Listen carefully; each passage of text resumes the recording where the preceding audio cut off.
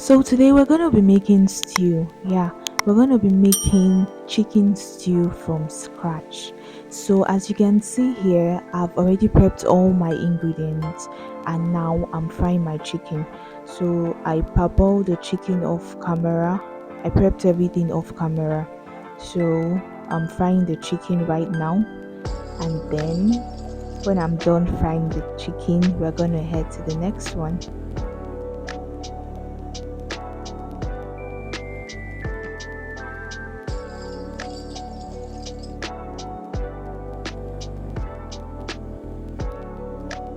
So when it comes to making stew, everybody has their different kind of way of making stew. Some prefer to use just in tomatoes alone, like their base, and then some prefer to mix the two, both thin tomato and fresh tomatoes together. And then some people just prefer just fresh tomatoes. But for me, in this video, I'm going to be using both the fresh tomato and the tin tomato together. So what you see me do here is just frying my onion. I'm trying to fry my onion, and I'm going to be frying it for like few minutes just so that it will release all its flavor inside the oil. And when I'm done doing that, I'm going to head to the tomato. So when it comes to making stew, sometimes I like to use either rosemary or thyme leaf. I like to use either of the both when I'm frying my onion. I'll just put my either my rosemary or my thyme, whichever one I choose to use.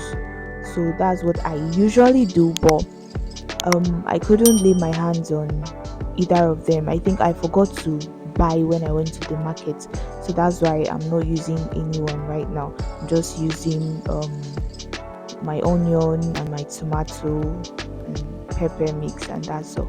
So right now I'm frying my tomato. I like to fry my tin tomato paste first before I move into frying um my fresh tomato.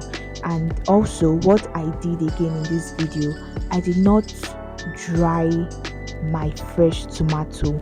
Like, I did not dry it to extract the water before I poured it inside my tin tomato mix.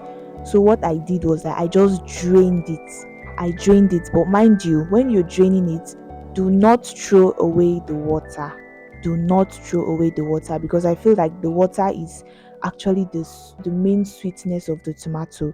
So I don't always drain and throw my water away when I'm draining. I save the water, and then you're gonna see when I'll be using it next. So right now I'm pouring my pepper mix and my onion. I told you guys I already prepped everything off camera, so that's why you're seeing me just doing everything with ease right now. I prepped everything off camera, so I'm gonna mix these together.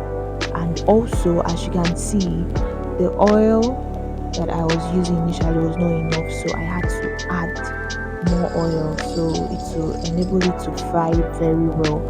And then if you decide to add more oil for your stew to fry very well, sometimes after adding the oil, after the stew is ready, like the oil will just pop up, like it just come out from nowhere. So when it happens like that and you feel like you're not the type that like much oil, just feel free to scoop out the oil. Yeah, just feel free to scoop out the oil before you serve your stew. How do you know if your tomato is fully fried?